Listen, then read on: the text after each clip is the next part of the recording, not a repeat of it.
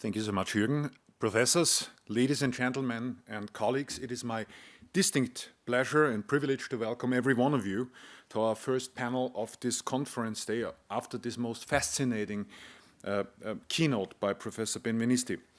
My name is Benedict Tarzal. I'm an assistant professor and senior scholar here in this house at the law faculties. I do have a number of affiliations, including the Global Governance, the Institute of International Law and International Relations, and, of course, also very important, the Center for East European Law and Eurasian Studies. I'm also general editor of the journal Review of Central and East European Law and the book series Law in Eastern Europe. Without too much anticipation, colleagues, I can confidently say that this panel is truly a worthy and beautiful opener to the other panel. This panel is going to revolve around governance and system building in multi-level and multipolar frameworks. Now, you can already imagine that the title alone suggests that we do set very high ambitions to ourselves, to the panel, to our excellent panelists, but not only because we packed so many different terms into this panel, but primarily because of the rapidly changing meaning which is being given to these terms and concepts. So what seems to be the starting point of this panel? What we can clearly identify in the present era is a certain shift, something which is arguably and has been arguably only accelerated by the effects of the pandemic of COVID-19.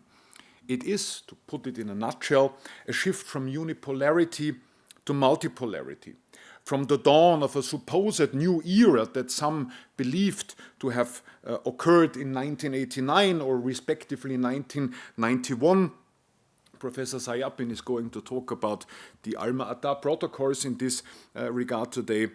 An era that has been famously captured by Francis Fukuyama as the end of history. Now, he is quite a famous voice. He's very often referred to in this context, but there were many other intellectuals who, in the parlance of Stephen Walt, set out to remake the world in America's image.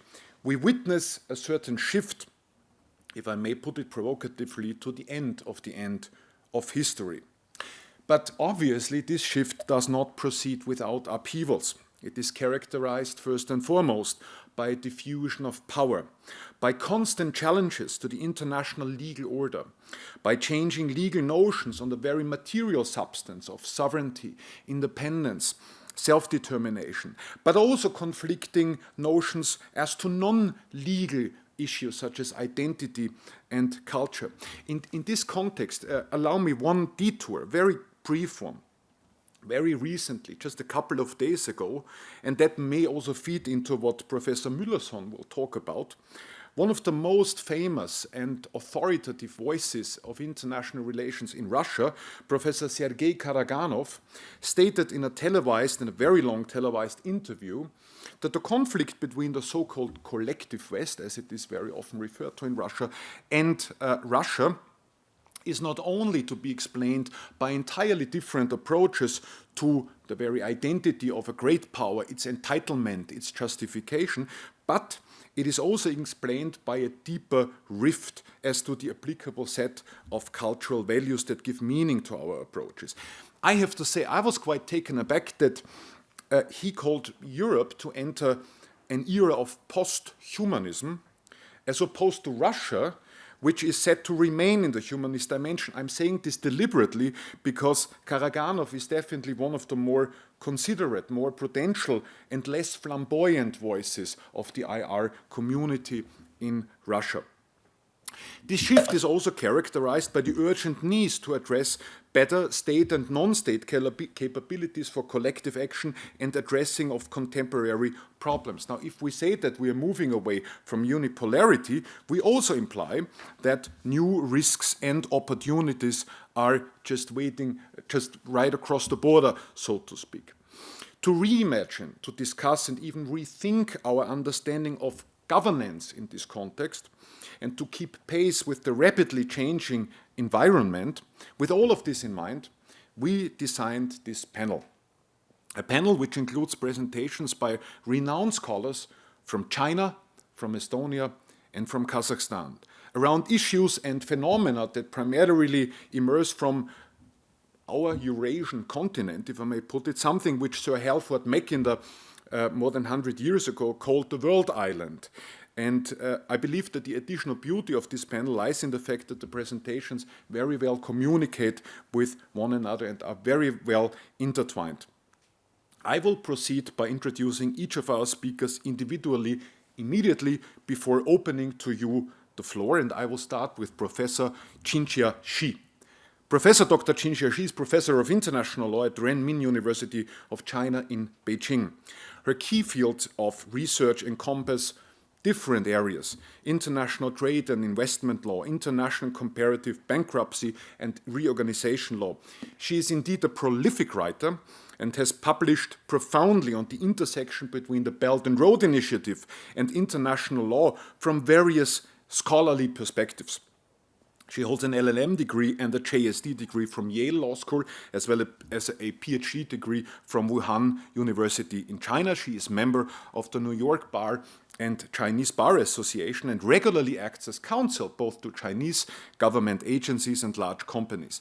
Professor Shi will be talking about the Belt and Road Initiative as a major tool of economic integration and a global infrastructure project, and if I may paraphrase, we'll also talk about the stress test it may employ on approaches to international law in this context. Professor Shi, it is truly a pleasure to be able to welcome you. The floor is yours. Thank you so much. Thank you so much, Professor Harzl, for your very kind introduction to me. Before I start my presentation, I would like to extend my warm congratulations on this founding symposium taking place at the University of Graz, Faculty of Law, and at this very high time when global governance meets unprecedented challenges. It is also my great honor to be invited as one of the speakers to this very first panel. My presentation is mainly about the Belt and Road Initiative, for short it's BRI, or the initiative, and China's approaches to international law. I should first say the BRI put forward by current Chinese President Xi Jinping in 2013 has often been deemed as a strategy to develop a so-called China model, which may serve as alternative global governance to the currently prevailing Western ones established since World War II. This presumption seems to corroborate the official statement on the active participation in the reform of global governance emphasized by Chinese government in recent years. Against this background or backdrop, I maintain or argue in my presentation that the BRI does exhibit unique characteristics of China's approach to international law, which may add certain new elements to the changing landscape of global governance. But China is not in a position to replace the existing international legal institutions, nor does it attempt to dominate global governance through the furtherance or implementation of the BRI. So on this basis, my presentation is mainly composed of two parts. The first part explores several, about four characteristics of the BRI, and the second part comments China's approach to international law, mainly pragmatism and flexibility, both with advantages and disadvantages, to be concluded with a preliminary observations on the BRI and China's role in global governance. I do have one point to make. I'm going to I'm not going to address China's comprehensive or all-around approaches to international law, but mainly focus on the area of international trade and investment law under the broad framework, given my personal research background. Accordingly, I also limit global governance discussed here mainly to economic governance in the global context. So now turning to my first part of presentation, I identify the four characteristics of the BRI from the perspective of international law. The first one, I should say, the cooperation is a key concept or key word for understanding the BRI or the nature of the BRI. The BRI does have its unique and distinctive features as a path for China to participate in global governance based on so-called ancient Silk Road wisdom in developing a trade relationship with the Belt and Road countries. As you can see, the name of the BRI, Belt and Road Initiative, is officially coined to manifest its singularity. It is an initiative for cooperation instead of a national strategy, grand plan, or blueprint with an ambition to replace the existing institutions or dominate global governance. More specifically, as an essential part of Chinese trade and investment initiative to advance regional and wider economic integration, the BRI can in turn help China enhance its position in the world economy by expanding its trade and investment with Belt and Road countries. Viewed broadly, the BRI also serves as a major step for building a community with a shared future for mankind, which was also advocated by President Xi since he took office. To this end, the BRI is committed to promoting cooperation among countries to achieve mutually beneficial and shared development.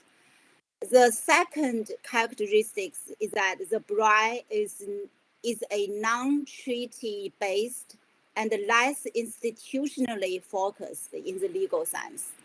As we can see, the BRI neither has a constituting treaty nor a formal membership protocol or similar arrangement, international legal instrument. This clearly distinguishes the BRI from other regional trade and investment agreements, such as the Comprehensive and Progressive Agreement for Trans-Pacific Partnership, for short CPTPP, that China has recently formally applied to join, or the Regional Comprehensive Economic Partnership, RCEP, that China officially signed on November 15th last year, to be effective soon on January 1st next year. Despite the BRI's lack of a formal treaty and institutional arrangement, the past 8 years have witnessed China's pragmatic use of international law in implementing the BRI.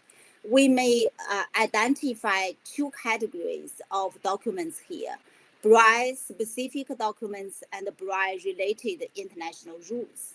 For the first category, China has thus far extensively concluded more than 200 intergovernmental agreements with 140 countries and 32 international organizations, and therefore established over 90 bilateral cooperation mechanisms. Those agreements build the foundation for policy coordination and for continuously broadening the international consensus on BRI's development.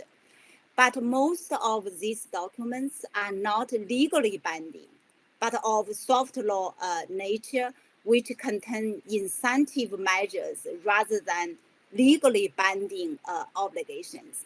So in this sense, we may say that international law actually does not serve as the foundation of the BRI. But the necessary but somewhat marginal rule of international law characterize China's maximized flexibility in developing the BRI, which contrasts itself with the Western benchmark of global governance. However, China's emphasis on foreign diplomacy in pushing forward the BRI should not be understood as a rejection of the legal rules. That is why another category of documents come into play out. This category consists of BRI-related rules which do not directly address the BRI, but can be applied to trade and investment under the BRI framework. These include, for example, World Trade Organization, WTO, multilateral rules, and regional or bilateral free trade agreements, so-called FTA or RTA or PTA, and investment treaties by BIT. Therefore, the BRI does not attempt to establish a de novo international legal system, while it is built on the existing international law to a large extent. In other words, you may say that the BRI specific documents can be viewed as the representative of how the initiative is intended to operate in practice, while BRI-related legal rules play a key role in the actual practice of the initiative. The third characteristics I identify is that the dispute settlement is arguably the most significant aspect of China's approach to the BRI. As far as legal security is concerned, China has felt the necessity of building an efficient and trustworthy dispute settlement mechanism for dealing with foreign-related cases, drawing particular attention on the specialities of the cases related to BRI participants.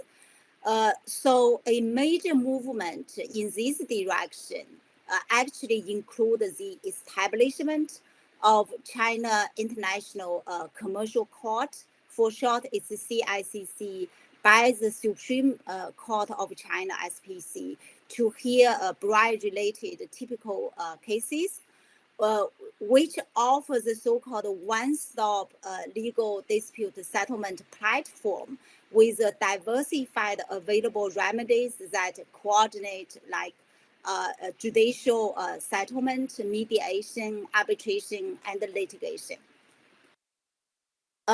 In addition to CCIC, Supreme Court of China also released, respectively, in 2015 and 2019, two guidelines on the judicial service and guarantee that China's court system should offer to facilitate the BRI's implementation.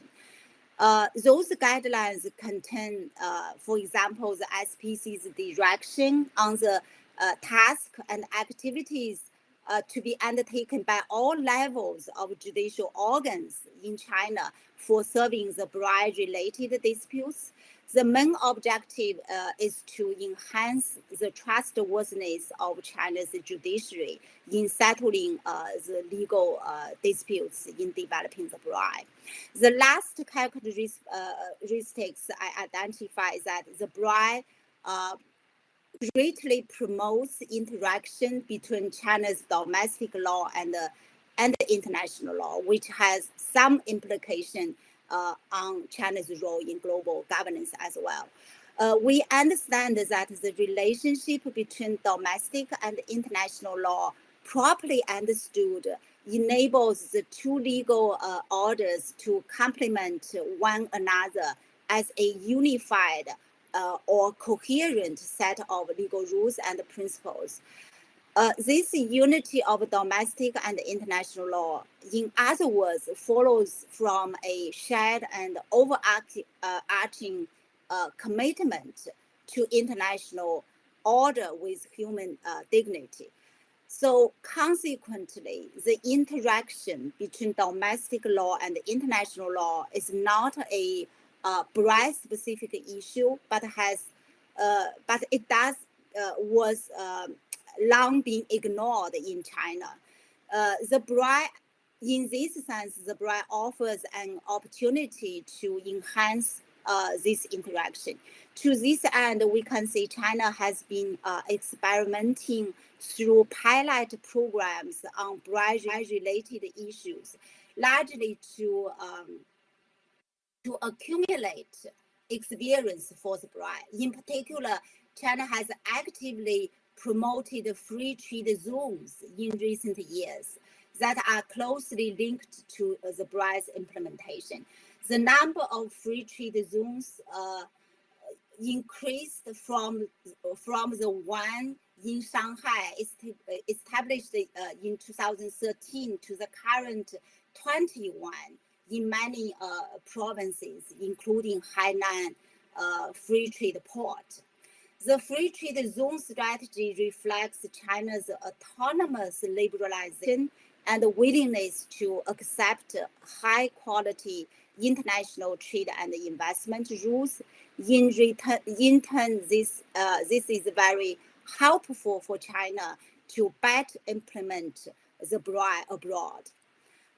This concludes my first part. In the second part, I conduct some comments, three comments on China's approach to international law and the BRI framework. First, soft law mechanism has its pros and cons. As I explained, China has taken an somewhat ambivalent position concerning the role of international law as a tool of global governance. In pushing forward the BRI, whose core aim is increasing physical connectivity and expansion of trade and investment, China pragmatically relies on the function of policy and diplomacy embedded in soft law regime or mechanism, including memorandum of understanding, bilateral statement, and etc., while at the same time resorting to legal tools where it is necessary and useful, mostly in dealing with commercial disputes. Soft law certainly increased the elasticity of China in addressing the difficulties in of building BRI projects, but there are obvious downside to or disadvantages to the soft law approach. The BRI, you can see, actually lacks a very clear or systematic legal framework as a useful tool of communication to clarify itself to the world. Consequently, countries who traditionally rely on such legal framework to understand the political and the economic implication of the BRI will be somewhat disappointed and then may second guess what's behind China's grand ambition under the BRI framework. Furthermore, the BRI takes infrastructure connectivity as a key building block, while infrastructure projects involve huge amount of investment and various political risks, and international law should be attached more importance to this regard. In the long run, I think China should pursue the hardening of soft law under the BRI in selective areas where China has its own advantages. Second, comment relates to the fact that the BRI encounters economic, geopolitical arguments outside China. It's understandable that through the BRI's implementation, China, as a currently second largest economy in the world, wants to assume its commensurable responsibilities and in the meantime have the corresponding influence and discourse power in global governance. As Jeremy Cohen at Law School of Law, New York University, a preeminent Chinese law expert, suggested, China seems to be inching gradually toward a more innovative, broad approach that shapes international law in par with its growing political and economic power. But the prevalent geo-economic or geopolitical, even geotechnological viewpoints underscore China's engagement through the BRI as a prolonged struggle over the current international order. How China navigates through these narratives and maintain a BRI-friendly international environment calls for more wisdom than just imposing tit-for-tat sanction and counter-sanction. The last comment I made here is that China still has a long way to go in playing a leading role in global governance. China's growing power is not, according to my observation, is not as securely based as widely assumed by other countries, particularly in terms of its capacity in aptly using international law to safeguard its interests. It is clear that China has been investing in its institutional capacity to develop norms, but there is a lingering lack of clarity about the legal dimensions of the BRI, as I mentioned. This is partially due to the fact that China lacks enough experience in engaging in global affairs and needs to learn in the international arena. China also could learn by developing soft law instruments and gradually explore and develop rules related to the BRI. However, I don't think it's an easy job for China to develop hard law in wide-ranging areas at this stage due to China's capacity limitations and also the difficulties of coordination among very divergent BRI participants all over the world.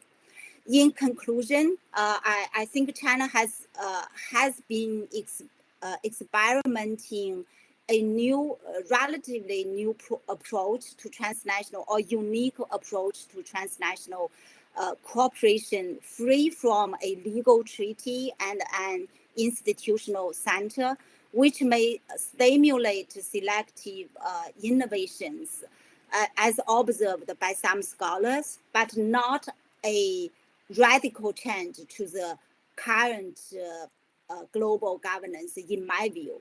The critical question is no longer how to contain competition among models in order to avoid the harsh confrontation. Rather, China's rise shall refresh the thinking on how to change the cognitive framework to guide the coexistence, mutual reception, and complementarity as well. In the meanwhile, the BRI offers China a critical opportunity to forge its discourse power and enhance its capacity in employing international law and reforming global governance. I think China should take this opportunity in this regard. My time is up, so I thank you again for having me here, and I will stop here. Thank you so much. for a very comprehensive, thought-provoking and interesting overview over so many different things, and I truly believe you have given us enormous food for thought for our subsequent discussion, and also many thanks to you for being so nice with your time budget. We move on to our second presentation, second panelist, Professor Sergey Sayapin, who is Associate Dean and Professor at the School of Law at the KIMEP University in Almaty in Kazakhstan. Professor Sayapin, if I may just say a couple of words about him, is a regular advisor to the International Committee of the Red Cross, to the UNODC, to Central Asian States authorities on various matters pertaining to international law. In addition, he is a founding co-editor-in-chief of the Central Asian Yearbook of International Law and International Relations. He has authored so many different books, co-edited, edited books, and authored articles. There are just too many to count and to enumerate, but they all revolve around principal, most profound questions of international law, such as the use of force, international criminal law, humanitarian law. And also his scholarship focuses precisely on these matters, including Eurasian integration. I can confidently say again that he is not only one of the most renowned scholars of international law in Central Asia, I would even add he's one of the most important voices of international law. Professor Sayapin will be talking about, well, I think one event which on the 21st of December, the upcoming 21st of December, will celebrate its 30th anniversary, which is the Alma-Ata Declaration. And the way I see it, it only enjoys very limited media coverage here in Western Europe that has formalized the dissolution of the USSR and founded the CIS. Professor Sayapin will explore progress, setbacks, limitations, expectations, probably disappointed expectations as to integration processes in the post-Soviet space as one way to regulate governance in an area that has seen an empire vanished. Professor Sayapin, дорогой Sergey, the floor is yours. Спасибо большое, дорогой Benedikt. Thank you very much, Dr. Harzl. Thank you for this kind introduction. Dear colleagues, I am truly pleased to address you today. Let me thank sincerely the organizers of this symposium for this opportunity. Indeed, the date of this event is highly important for Kazakhstan, where I am currently working and living. On this very day, 30 years ago, the Supreme Council of this country adopted a constitutional law on the state independence of the Republic of Kazakhstan. And the 16th of December has been celebrated as the Independence Day of Kazakhstan ever since. So 8 days earlier, on the 8th of December 1991, the leaders of the Republic of Belarus, the Russian Federation, and Ukraine adopted an agreement on the establishment of a Commonwealth of Independent States, CIS.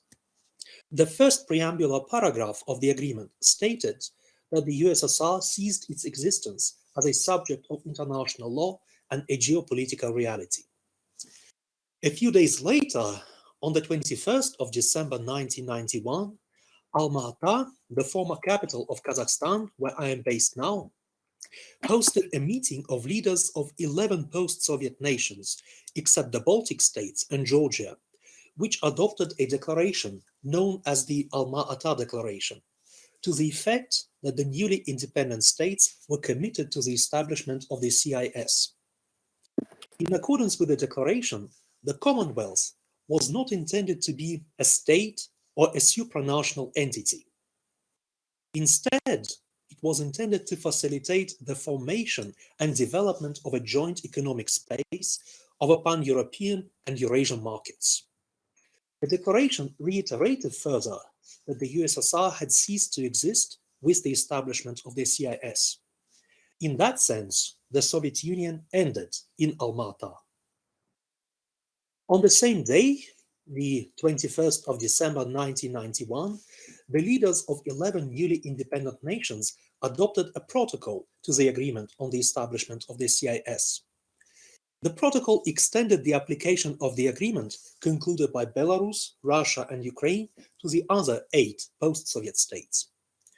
Georgia joined the CIS in 1993 and terminated its membership in 2008, effective as of 2009, following its armed conflict with the Russian Federation in August 2008. Turkmenistan and Ukraine did not formally adhere to the statute. Since 2005, Turkmenistan has been an associate member of the CIS, which enables its participation in some activities of the Commonwealth. As a result of Russia's continued use of force against Ukraine since February 2014, Ukraine terminated its participation in a number of CIS treaties and recalled its representatives accredited at the CIS statutory organs in May 2018.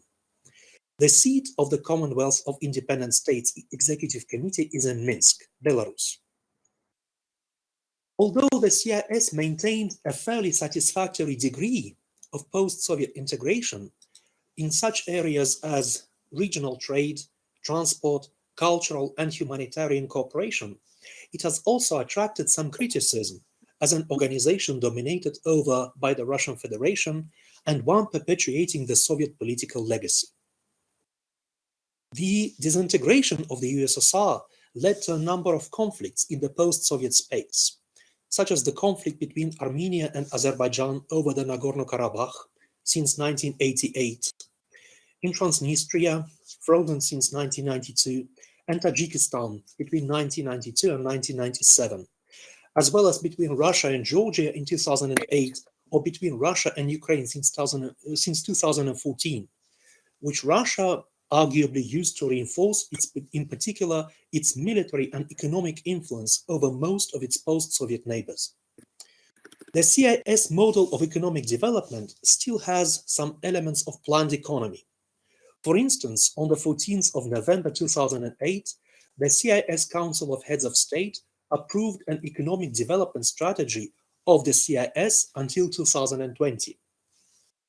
Regional integration in the areas of military cooperation and trade is supplanted respectively by the Collective Security Treaty Organization, CSTO, founded in 2002, and the Eurasian Economic Union, EEU, founded in 2015 as a successor to the Eurasian Economic Community. Let me now say a few words about both organizations and show them. You will see that they almost exactly overlap. The Collective Security Treaty Organization, or the CSTO, grew out of a collective security treaty of the 15th of May 1992, which was signed in Tashkent, Uzbekistan, on behalf of Armenia, Kazakhstan, Kyrgyzstan, the Russian Federation, Tajikistan, and Uzbekistan. In 1993, Azerbaijan, Belarus, and Georgia joined in. The treaty entered into force on the 20th of April 1994 and applied until 1999, when Azerbaijan, Georgia, and Uzbekistan terminated their participation. And the other states parties agreed to automatically prolong the treaty's validity for subsequent 5-year periods. On the 14th of May 2002, the treaty was transformed into an intergovernmental organization, whose statute was approved on the 7th of October 2002 and registered at the UN Secretariat in 2003. In 2004, the CSTO was granted observer status at the United Nations General Assembly. The current CSTO membership includes Armenia, Belarus, Kazakhstan, Kyrgyzstan, Russia, and Tajikistan, because Uzbekistan renewed its membership in 2006 and suspended it in 2012. Article 4 of the Collective Security Treaty corresponds to Chapter 8 of the UN Charter and is fairly similar to analogous provisions in the statutory documents of other regional security arrangements, for example, Article 5 of the North Atlantic Treaty. I quote, this is Article 4 of the Collective Security Treaty Organization. Statute. If one of the participating states is subjected to aggression, an armed attack threatening security, stability, territorial integrity, and sovereignty, then it will be considered by the participating states as aggression, armed attack threatening security, stability, territorial integrity, and sovereignty against all states parties to this treaty. End of quote. The CSTO employs an inclusive approach to regional security based on three pillars: political cooperation, military cooperation, and responding to current challenges and threats. Political cooperation includes consultations and coordination of the CSTO member states' foreign policies, interaction with other intergovernmental organizations, and crisis response. The CSTO military capacity includes collective rapid reaction forces, about 20,000 troops, the Russian, Belarusian, and Russian Armenian regional groupings, collective aviation and peacekeeping forces, about 3,000 troops and 600 police officers, combined, joint military systems and military infrastructure facilities. Humanitarian dialogue is maintained with the International Committee of the Red Cross, ICRC, with a view to further integrating rules of international humanitarian law in the CSTO member states' relevant laws and practices. And the third pillar embraces, in particular, institutional responses to international terrorism and extremism, drug trafficking, illegal migration and human trafficking, as well as criminal activities in cyberspace. Still a relatively young organization, the CSTO needs to accumulate more operational experience, especially given that quite a few security threats that the CSTO seeks to respond to originate not outside, but within its member states, and as such are subject to their domestic jurisdictions. Next, the Eurasian Economic Union, EEU, is an international intergovernmental organization with elements of supranational competences. The Treaty on the EEU, which was signed in May 2014, came into force on the 1st of January 2015. Belarus, Kazakhstan, and Russia were the founding members of the EEU. Armenia joined on the 2nd of January 2015, and Kyrgyzstan in August of the same year, respectively. The EEU has international legal personality and the capacity to enter into international agreements with other international organizations and third states. For example, the Eurasian Economic Union concluded a free trade agreement with Vietnam in May 2015. The main objectives of the EEU are defined in Article 4 of the Treaty on the EEU as follows. First, to create proper conditions for sustainable economic development of the member states in order to improve the living standards of their populations. Second, to seek the creation of a common market for goods, services, capital, and labor within the EEU. And third, to ensure comprehensive modernization, cooperation, and competitiveness of national economies within the global economy. The EEU is endowed with the following organs: the Supreme Eurasian Economic Council, the Eurasian Intergovernmental Council, the Eurasian Economic Commission, and the Court. All of these organs are intergovernmental, whilst the Eurasian Economic Commission has supranational competences. Unlike the European Union, the EEU has no parliamentary organ, and the lack of this organ might raise the question of a democracy deficit within the Eurasian Economic Union. In addition to these integration projects, of which only the post-Soviet states are members, there are notable regional organizations consisting of post-Soviet and other states, and I would like to focus on two such organizations for our purpose. The first of them is the Shanghai Cooperation Organization. On the 15th of June 2001, the Republic of Kazakhstan, the People's Republic of China, the Kyrgyz Republic, and the Russian Federation, the Republic of Tajikistan, and the Republic of Uzbekistan announced the establishment of the Shanghai Cooperation Organization.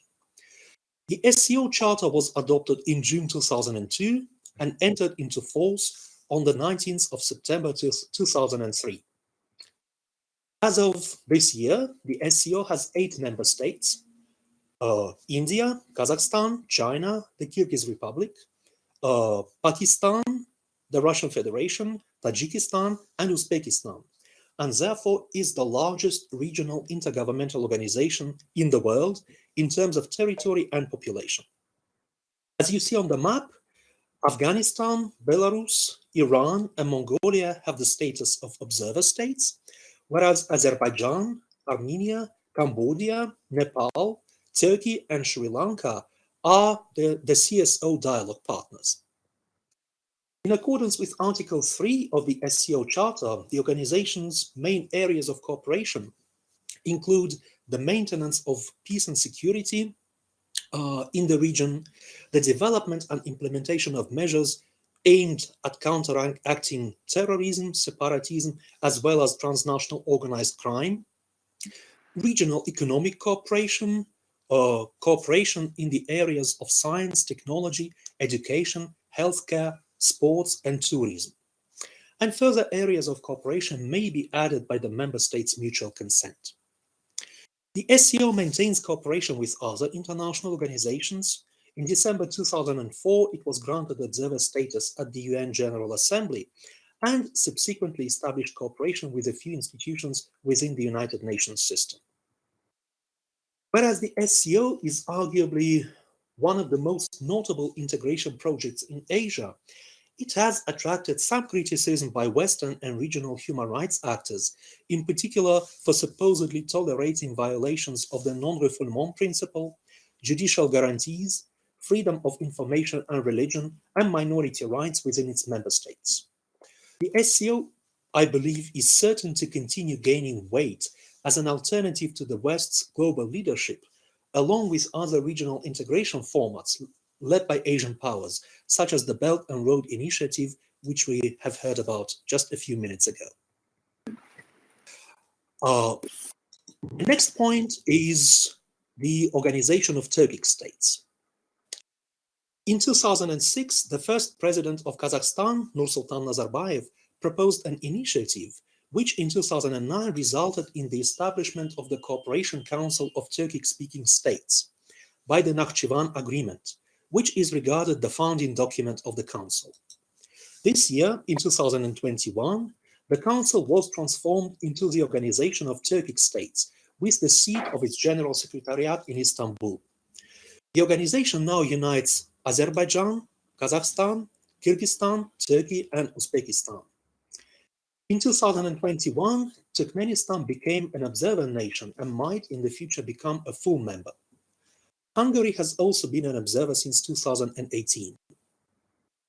According to some commentators, the organization of Turkic states could be used by Turkey to counter Russia's influence, especially in the post-Soviet Central Asia, and more broadly in the Turkic-speaking world. Notably, there are important Turkic-speaking diasporas in Russia, China, Iran, and Mongolia, and the new organization might raise concerns, especially on the part of these states.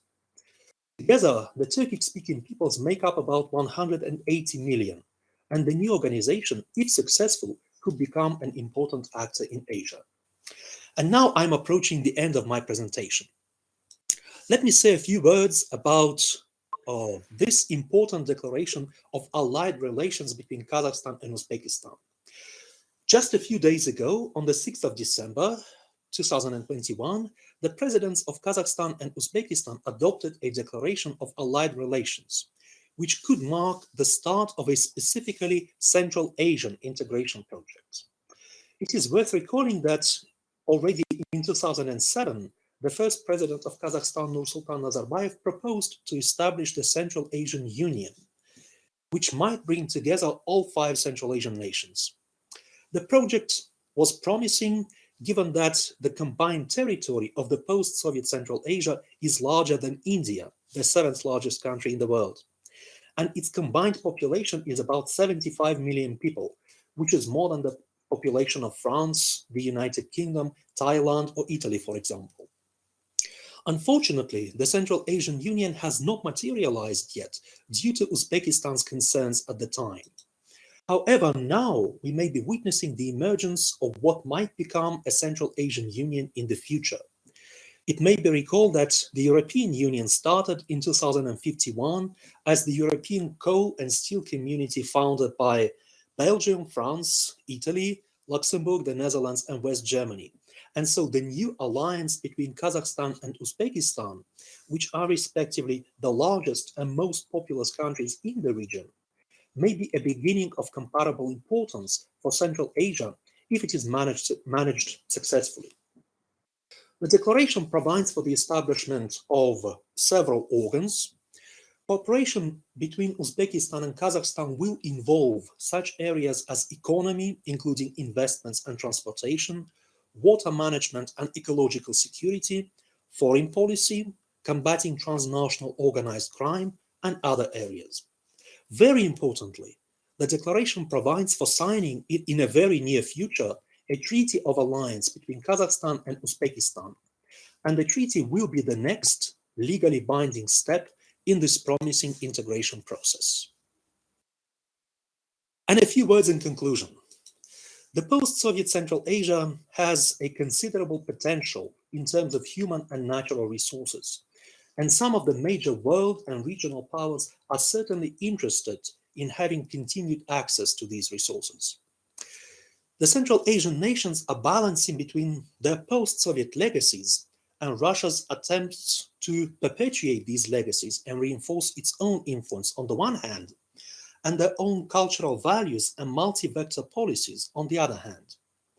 The existing integration frameworks that I've briefly discussed enable the Central Asian nations to maintain a satisfactory level of relations with their neighbors.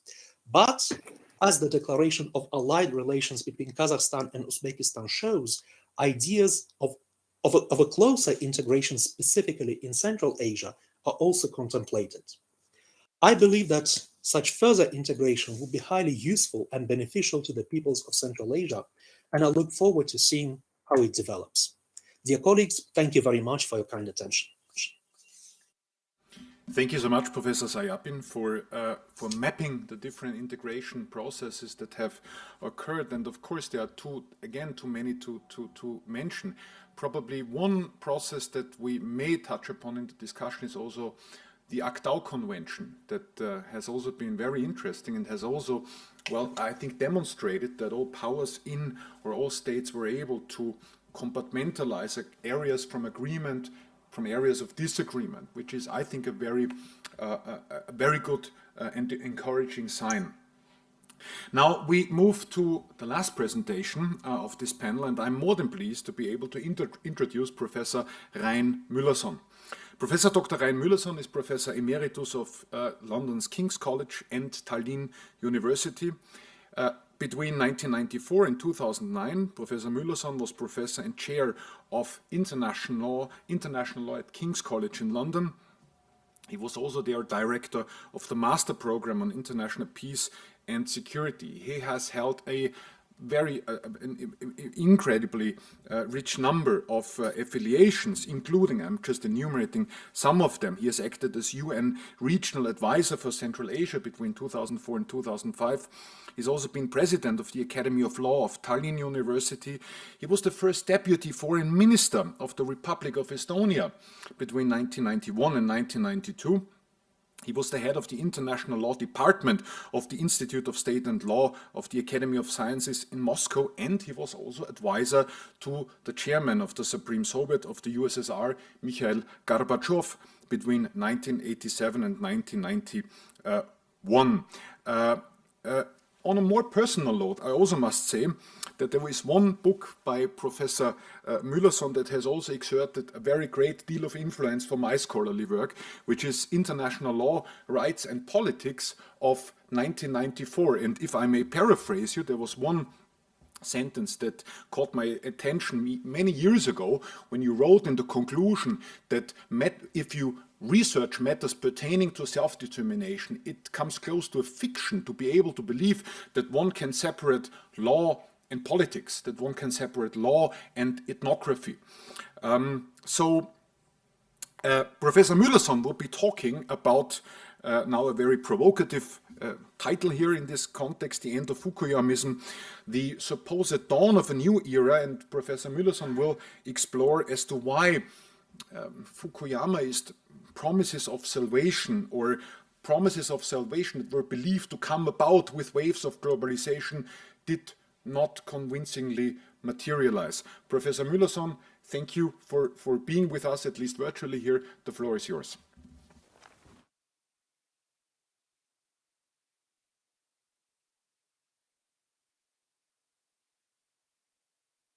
I'm sorry, can you activate your mic?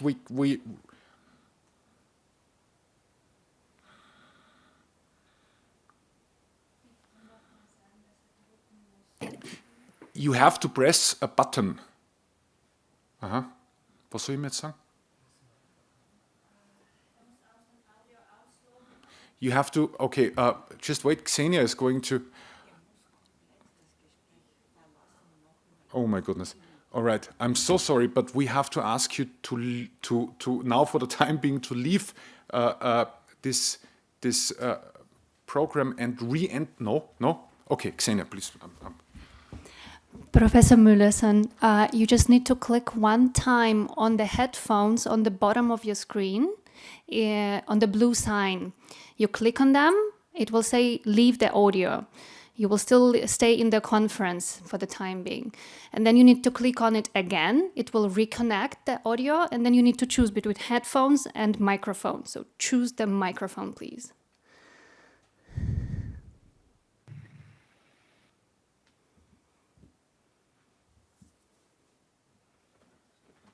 Yes, perfect, thank you.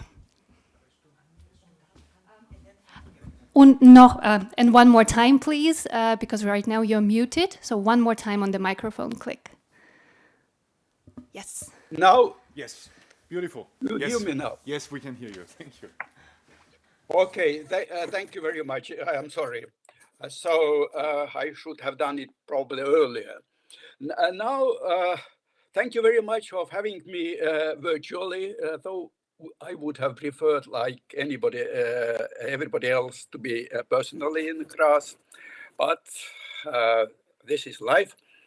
And it is very interesting that two previous speakers spoke from countries which I know very well. One of my posts, which was not mentioned, I work for the UN as the UN representative for Central Asia, and my headquarters were in Alma-Ata. It was also a long time ago. And my last book was, my memoirs were written in China when I worked in 2019 for a long time in China. And that was very interesting for me to listen to your presentations. Thank you very much. The title of my presentation is not mine. I intended to speak about other things. But then I saw this title, and I was happy because it is provocative and it is interesting. And it corresponds to my views. And obviously, I understand that somebody has read my previous book, not the first book, which was mentioned and written some 30 years ago, probably. But this book, A Dawn of a New Order, which was published in 2017.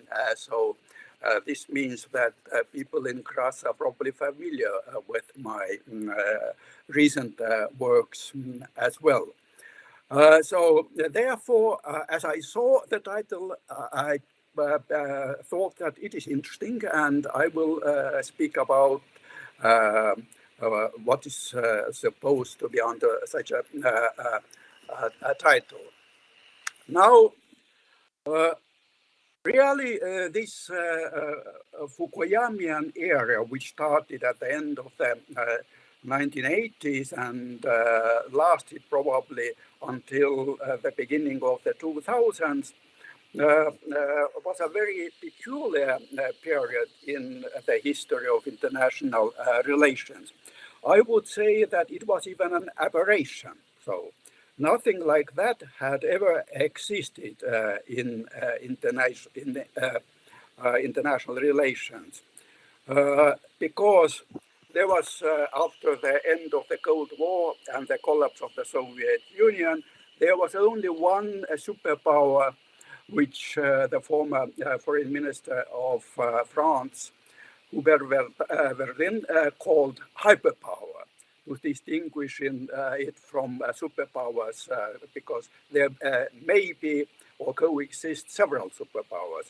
But then in the 1990s,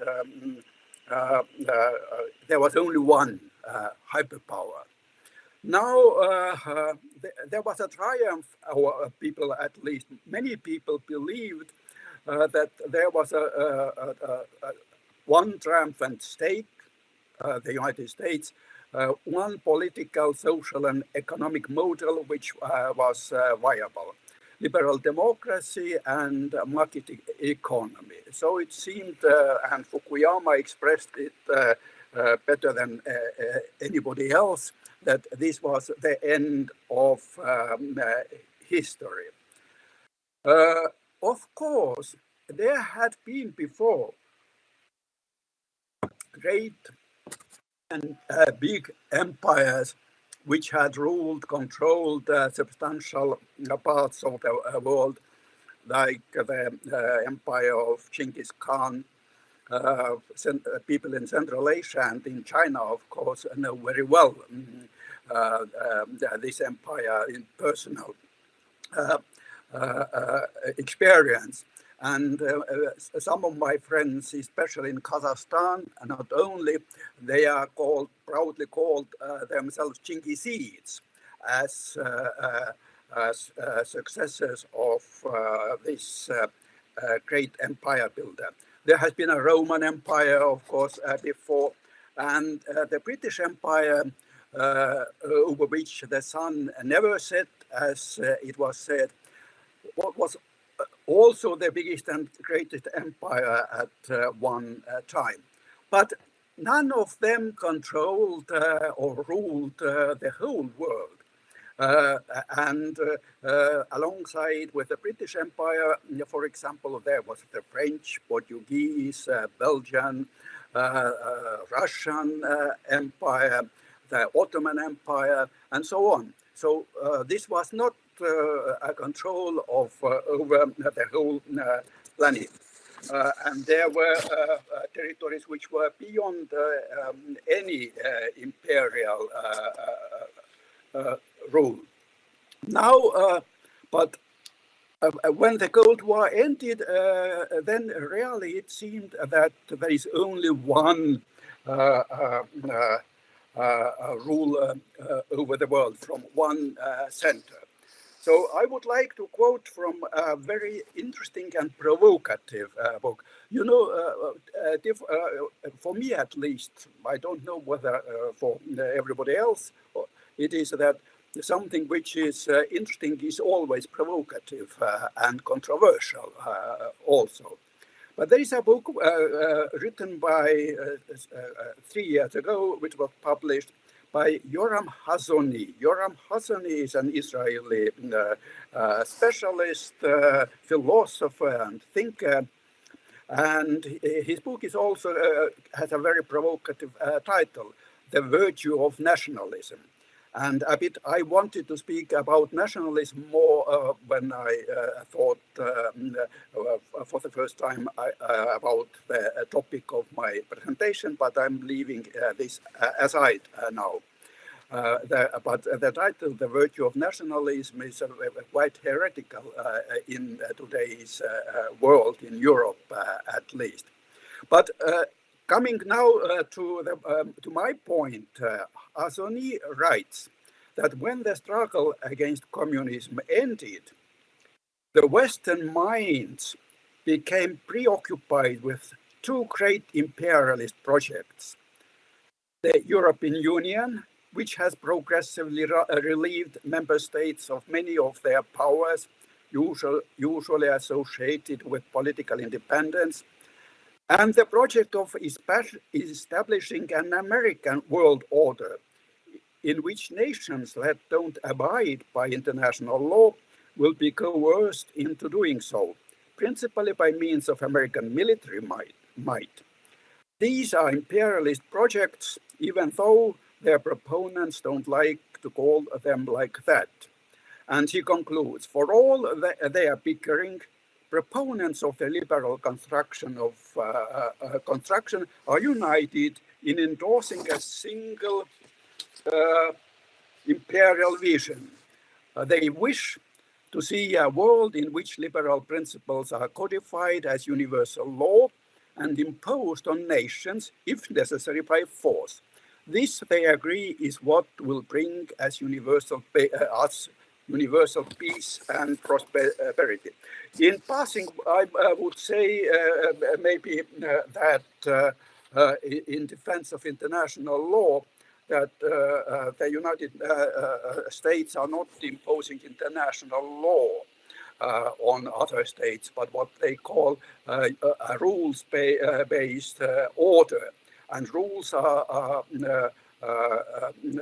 made up in the United States and by their allies.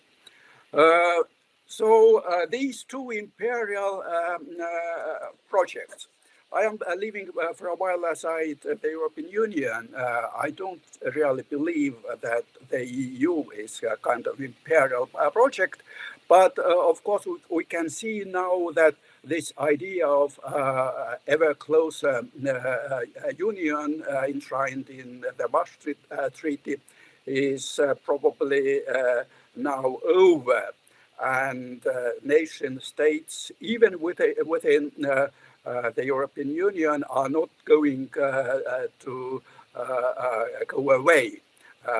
There is no demise of nation states even in Europe. I cannot imagine, for example, that even such a president, French president, Europhile as Macron, would give up the right to veto in the UN Security Council and grant it to the European Union. It is not going to happen. And to confirm this vision of the world, I would like also to quote from a very recent book written by a very interesting person also, who has been the UN Under-Secretary General for Peacekeeping Operations, French diplomat Jean-Marie Guénot. He wrote in his recent book, it was published several months ago in French, that today we have to admit, even if reluctantly, that what was presented as a universal project, a multilateral liberal world order, was a Western project, expressing a transient moment when the West seemed to dominate the world. The ephemeral project served the interest of the American power that didn't hesitate to break the rules if that seemed to be in its interest. So it is exactly breaking the rules as well.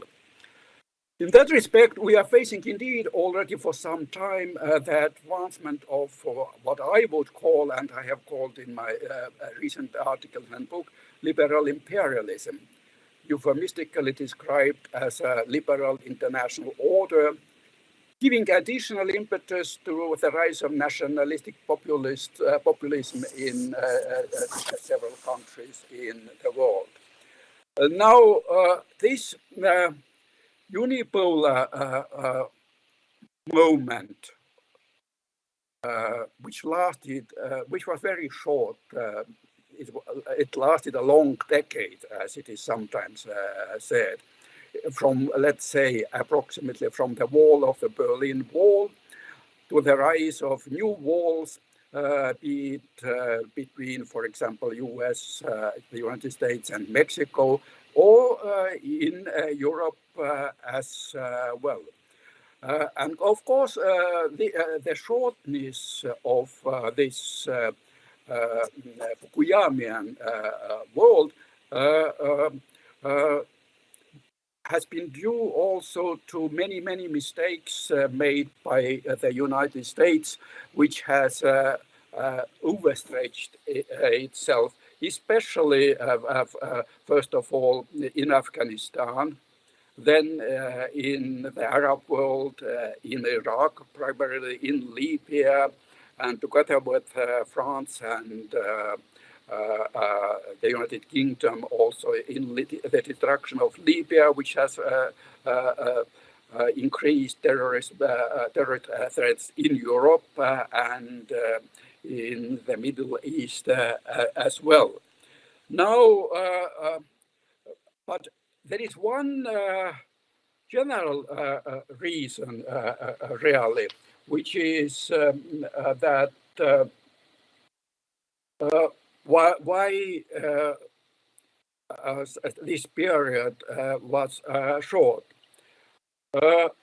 And this general reason is that the world is simply too big, too complex and diverse to have its rich tapestry to be flattened into a carpet where only one pattern, be it of Judeo-Christian, Anglo-Saxon, Confucian, Muslim, or even secular liberal democratic pattern dominates. So this I am quoting from my own memoirs now, that this is simply so. Having worked, especially in Central Asia, for example, in these Muslim countries for quite a long period, I have seen that the world is different, and you can't have the same institutions, the same, what we work, for example, in Estonia, cannot work in China or in any of Central Asian countries. And therefore,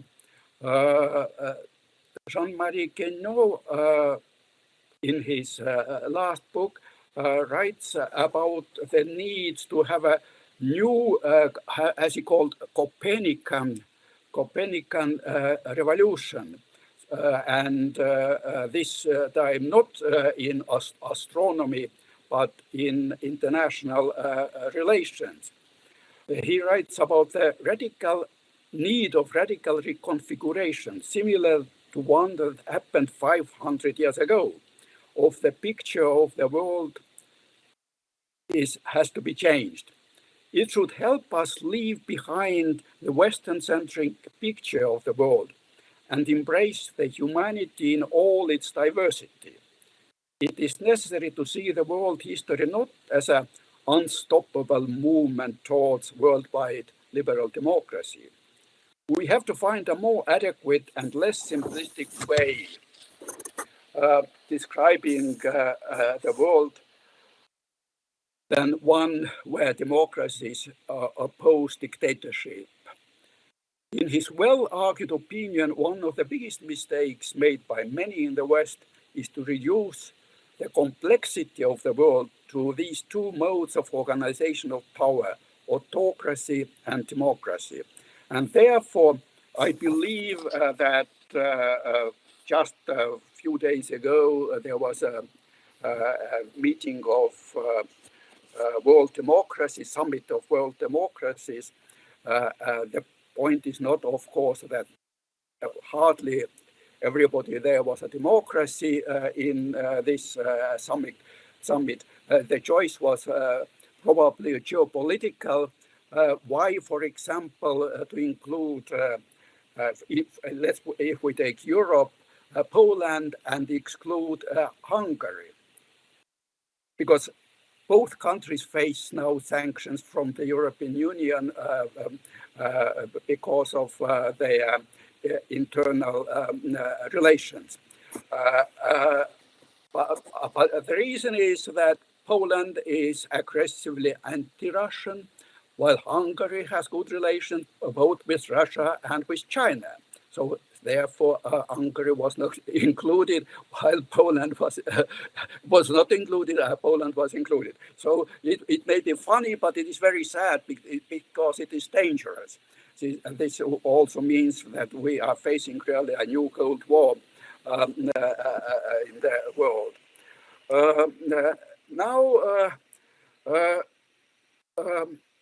about international law, why, in my opinion, international law in its most sensitive areas is not working at all today. It worked, let's say, more or less, often less than more, of course, during the Cold War period even. Because then arrogance of one superpower was checked by the arrogance of another superpower. So this was one of the reasons why, which helped also for international law to work, because as it has been mentioned by many prominent international lawyers before, Benedikt C, a Swiss international lawyer in the middle of the 18th century, was one of the first. And Lasse Oppenheim, we international lawyers probably all know the work of Oppenheim, which has had many, many editions since in 1905, the first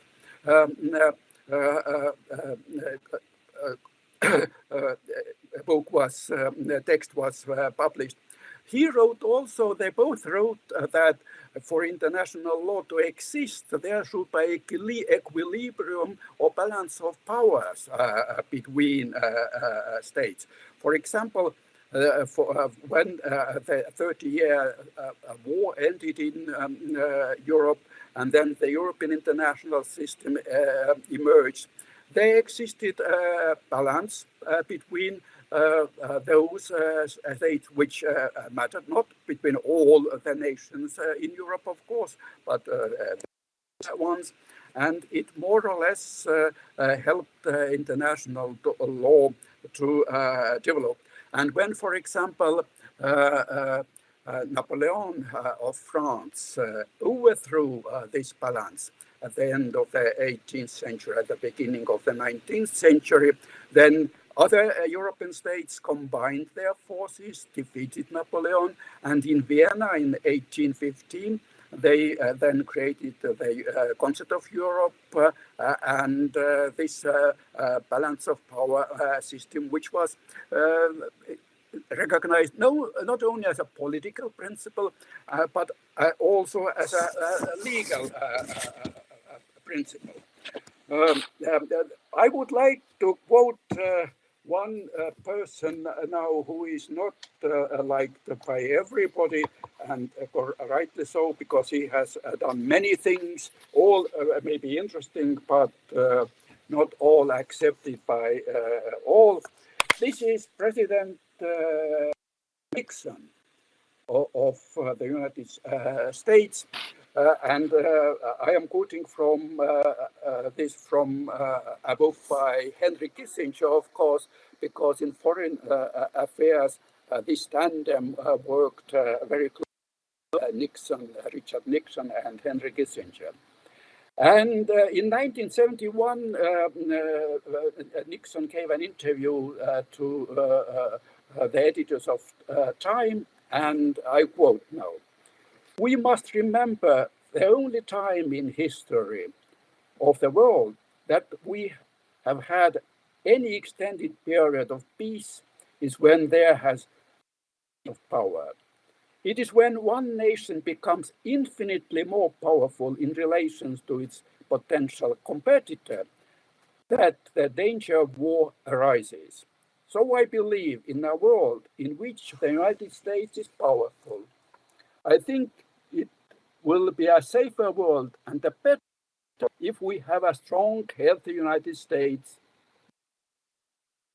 the Soviet Union, China, Japan, each balancing the other, not playing one against the other, an even balance."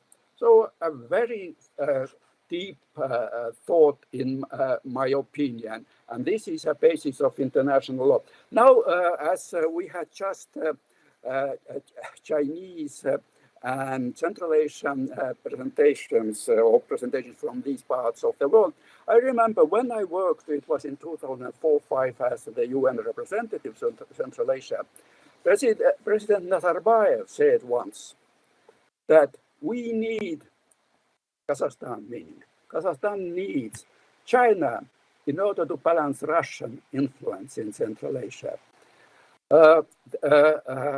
And Kazakhstan needs Russia to balance Chinese influence in Kazakhstan. And Kazakhstan needs the United States to balance the Russian and Chinese influences in Central Asia. I believe it's also correct that in such a way a state may remain independent. Now, I believe the problem with international law and global governance, the main problem is that today we have two visions, contradictory visions and tendencies in the world. One is the attempt to continuate and perpetuate also this unipolar world of the 1990s, to make the world a really liberal democratic world. Though Fukuyama was criticized even then when he wrote his article and his book. So, but I believe most politicians in the West, and not only in the West, I read Fukuyama when I worked still in the what's Gorbachev's advisor in Moscow. Many people in the Soviet Union of Gorbachev also believed in such linear tendency of the world development. So this is one tendency. And then there is a struggle and vision, different one for multipolarity, where the balance of power may also exists, and then international law and global governance become possible. In my opinion, in today's situation, where the world is split once again, unfortunately, into different camps, geopolitical, also ideological, but I believe that this is not so much ideology. Ideologies serve a role to support this geopolitical struggle in the world. And there may be governance at the regional level.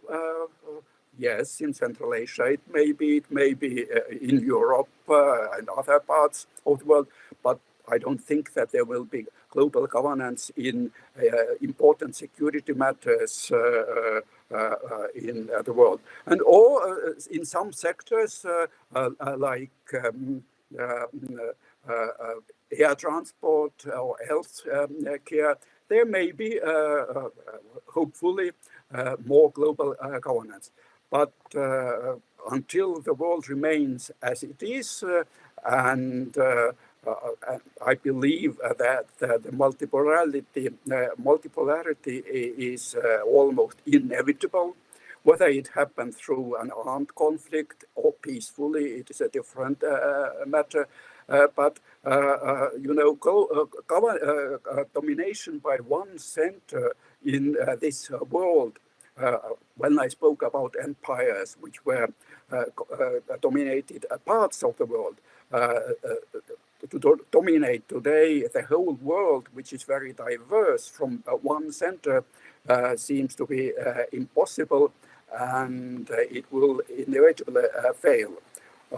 It would be good if it fails peacefully, not through an armed conflict. Thank you.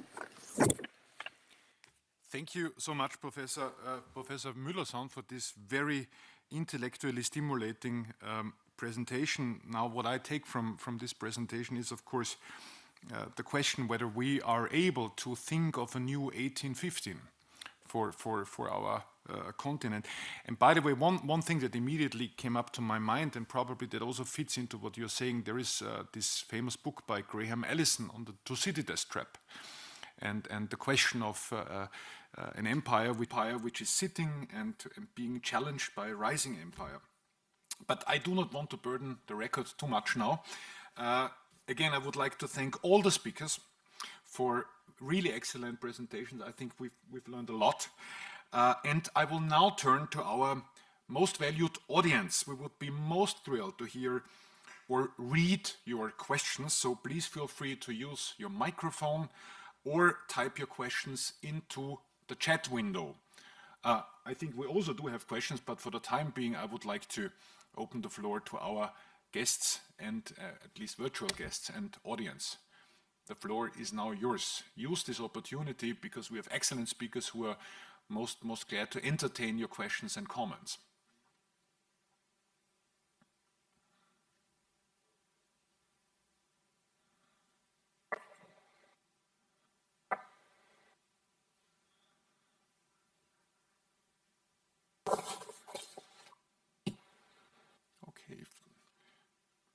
Okay, probably we need an icebreaker from our panel, so to speak. Is there any question? I think there's already one burning issue lingering on your mind. Thank you very much, Benedict. Thank you. My huge thanks to all the speakers. Thank you very much for these very different but very, very interesting and challenging presentations. I have two questions. I think that these questions are at all the speakers. So the first question would be, Professor Shi and Professor Sayapin have discussed so interestingly the various initiatives of integration in China, in Central Asia, so a bit of a regional spin on that.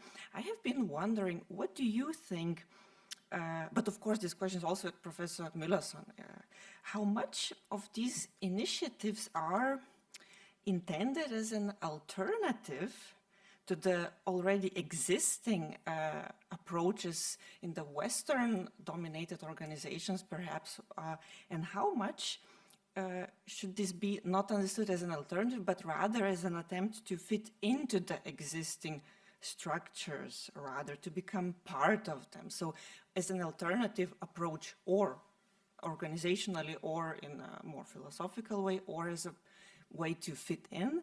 And the second question, what do you think? Professor Müllerson has spoken so interestingly about the balance of powers. What do you think, what would be the way to achieve that through international organizations, or rather through bilateral cooperation between states? What do you think, what would be the focus here, or could be? Thank you very much. All right, we have questions addressed to every single speaker. I would suggest that we move in the order of appearance, and we start with Professor Shi, then Professor Sayapin, and then Professor Müllerson.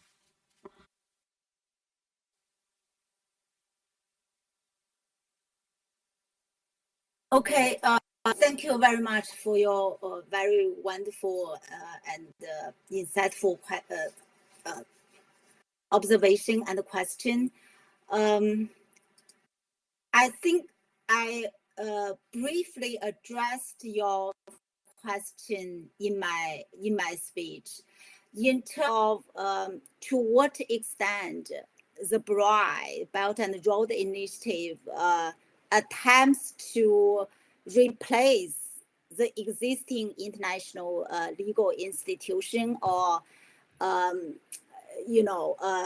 serve as an alternative path road to the current global governance. I do not think it is a real ambition for China to replace with the implementation of the BRI, of the existing international legal institution. As I mentioned, BRI is it's just an initiative. It's it's more about a cooperation platform. That's why if you look at the very important documents with the BRI, we call it action plan. Action plan particularly calls for the creation of an open, inclusive and balanced regional economic cooperation architecture.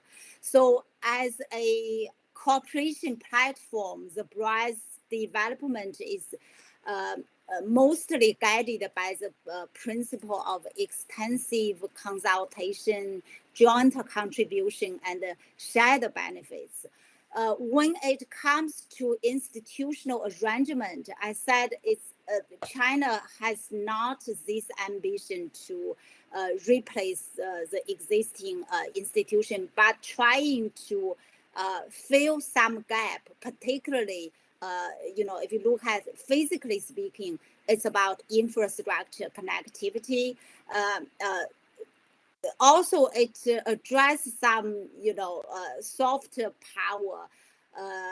China trying to develop its soft power, including the capacity of using international law in its participation in global governance. But when we look at the institutional arrangement, we found that the implementation of the BRI aims at neither creating an international organization with specific mandates or nor building a regional alliance. Instead, China has I think adopted a we call the dual track approach towards the BRICS interaction with existing institutions. On the one hand, the BRICS utilize and builds on the existing bilateral, regional, and multilateral arrangements or mechanism in the fields of trade and investment, as I mentioned in my speech.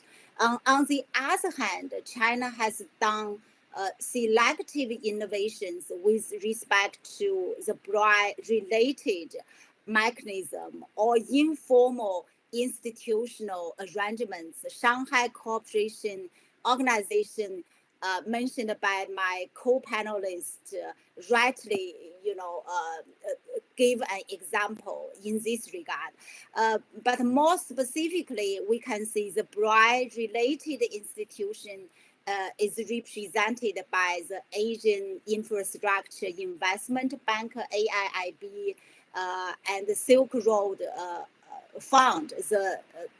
Those are two very important financing arms for the initiative. So briefly answering your question, I think BRICS is an international public goods provided by China as the second largest economy in the world. And it trying to fill the gap and trying to complement the existing international institution, but not attempting to replace the existing one. Thank you. Thank you, Sergey. You have to unmute yourself, Sergey. Yes.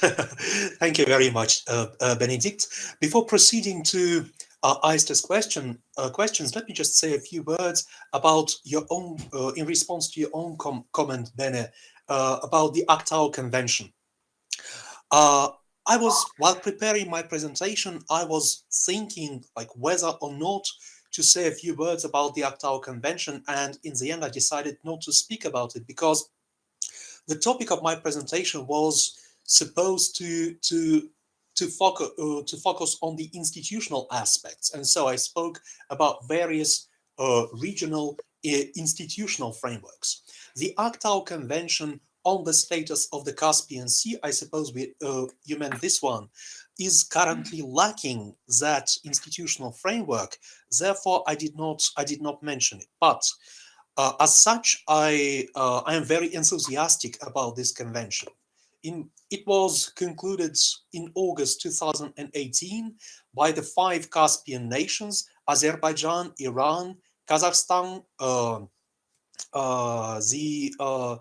the Russian Federation, and Turkmenistan.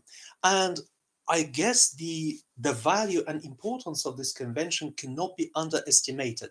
Why? Experience shows that most conflicts happen between neighbors. And these are neighboring nations. Well, they're all around the Caspian Sea, and the Caspian Sea, it could have a considerable conflict potential in terms of resources, in terms of the use of water, in terms of the use of subsoil, and in many other aspects. And so the fact that the convention was concluded should mitigate that conflict potential, should reduce it, and as such the convention should be praised as an attempt by the 5 Caspian nations to avoid possible conflicts among themselves in the future. And now, in brief, to Aist's question. Well, as far as those regional initiatives were intended as alternatives to existing Western initiatives, I believe the answer should be a definite yes.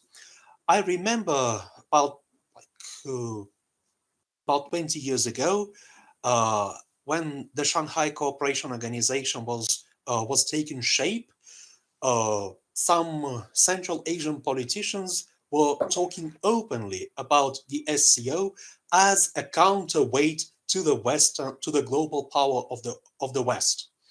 And if we think at the current situation of the SCO, I think it's fairly visible that the organization, if it was intended as a counterweight to the West, then it was quite successful in that respect. The SCO is the biggest regional organization in the world in terms of population, in terms of the territories covered, and as such, it is not just an alternative to the Western influence. It is now itself a challenge to the Western influence, because there are no analogous Western initiatives.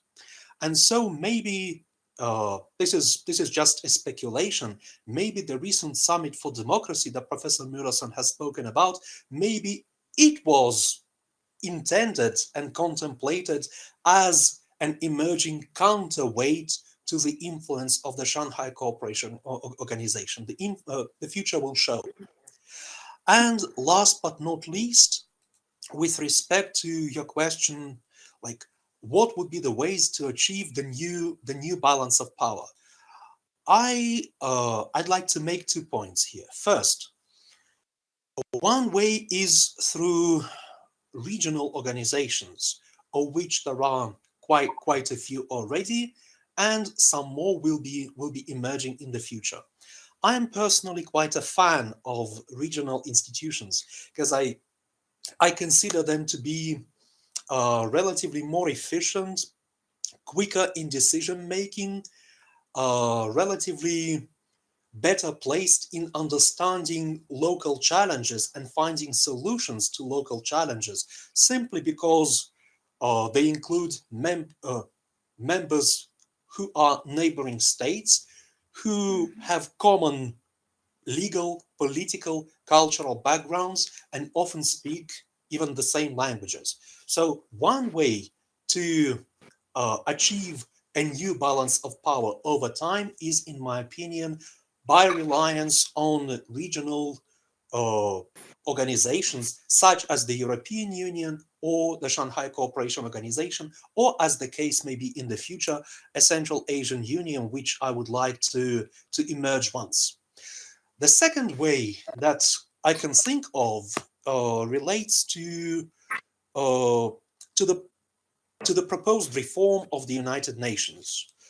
Well, states have been discussing this for decades now, and no solution has been arrived at yet. But I think it's obvious that the United Nations does need a reform. Simply, we don't know what this reform will be about and when it will happen.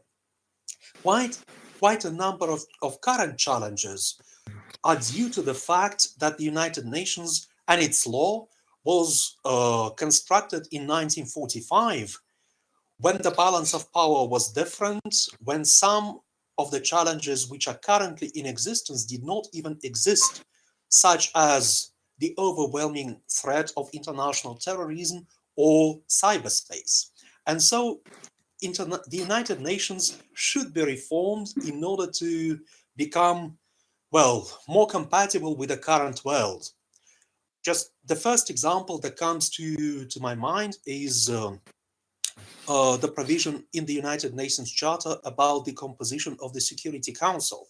Like the official text of that provision still mentions the Republic of China and not the People's Republic of China. It still mentions the USSR and not the Russian Federation as permanent members of the Security Council. Like, we are 30 years after the dissolution of the Soviet Union, and it's still mentioned in the Charter of the United Nations. Clearly, the procedure to amend the UN Charter is very complex, and therefore it has not been followed in this particular case. But the point I am making is that this particular example is formal. I mean, the United Nations is living with the wrong names of states in the UN Charter. But what's more problematic is that some other rules in the UN Charter are not suited to modern realities, and the United Nations should be reformed. I don't know when and how, but it should, in order to become better functional and better responsive to the challenges of the modern world. Thank you. Thank you, Sergey. Just two quick observations. I think the issue with Russia we have been able to navigate around by assuming Russia is the continuator state of the USSR, the so-called Государство продолжатель. And one thing as to Octal, you're perfectly right about that. And I didn't mean it as criticism that you didn't mention it in your. But what I found about the Octal Convention very interesting and convincingly interesting was that neighbors who do have long-standing conflicts were able to settle some of them, not all of them.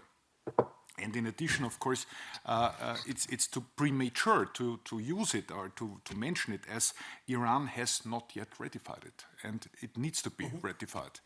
All right, Professor Müllerson. Yeah, so first, a few comments about the first question.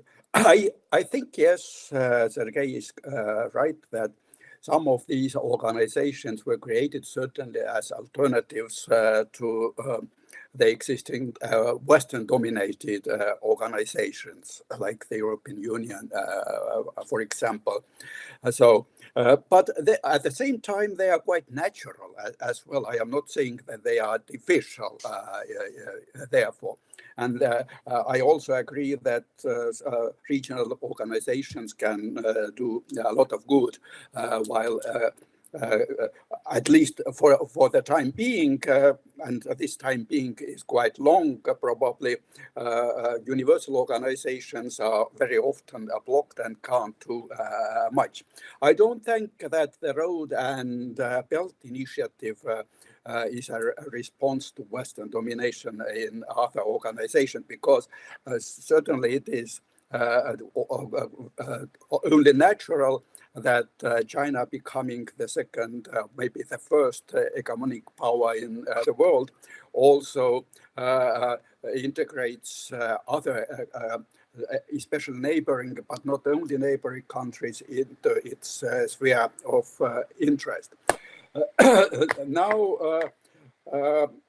finally, about the question which was addressed to me, whether this balance of power should be multilateral or bilateral. Of course, it is better to have a multilateral balance of power. And one institution or several exist. This is the UN Security Council, which is based on this balance, and 5 permanent members with their veto power express this balance. But this balance doesn't work well, but it is not due to the faults of the system. It is due to the faults which is beyond the United Nations organization, because these powers have different visions of the world and different visions of the future and better world. This is the problem. Of course, it is about the reform of the UN and its Security Council. It is necessary, but I would say that for the time being, it is impossible simply. Whoever, and I am not against veto power, though I am an Estonian, a small country, but I am probably spoiled by great power mentality, having worked for a long time in Moscow and in London. I am speaking from London at the moment. I live in London. So I am spoiled with this great power mentality. But without veto power, the world may become even either more dangerous, or the Security Council may pass certain decisions which are which is impossible to implement simply, or attempts to implement them may lead to military conflicts and not only local ones. Of course, it is possible that this balance, initially at least, can achieved through bilateral negotiations, and between, first of all, between the United States and China, without resolving this conflictual situation in the field of economics, politics, geopolitics. The Security Council or any multilateral fora would be ineffective. And if we take, for example, the relations between Russia and the West also, it is necessary to start negotiations between, or improvement of the relations between the United States and Russia, and then resolve the problem surrounding the Ukraine. I can't understand really why Ukraine cannot live like Austria, for example, or Finland, with not being a member of NATO. They don't like maybe the life in Austria or in Finland. They should look at these countries. So there is also a G20 forum, more for discussion than decision-making, of course. So my response is, yes, starting from improving bilateral relations between the United States and the European Union on the one hand, and Russia and China on the other hand, and of course through multilateral fora, then it is possible to have a new Vienna of 1815, which I believe is necessary. Of course, the conditions are different, but the basis should be the same. Thank you so much, Professor Müllerson. Now, a quick look on my watch tells me it's now 11 a.m. in London, 5 p.m. in Almaty, and 7 p.m. in Beijing, if I'm not totally mistaken. It's now 12 o'clock here in Graz, which means that we move to our lunch break. But before we do so, I would like to extend my wholehearted gratitude to Professor Shi, Professor Sayapin, Professor Müllerson, for what I really believe was an excellent, very enriching discussion. Thank you to everyone. I would like you also to stay with us for our conference day and tomorrow to join us for our working lunch in order to explore and discuss matters pertaining to publication and also other possible projects. Thank you so much and see you later. Thank you. And a big hand to our panelists. Thank you. Thank you. Bye. Thank you very much. Thank you.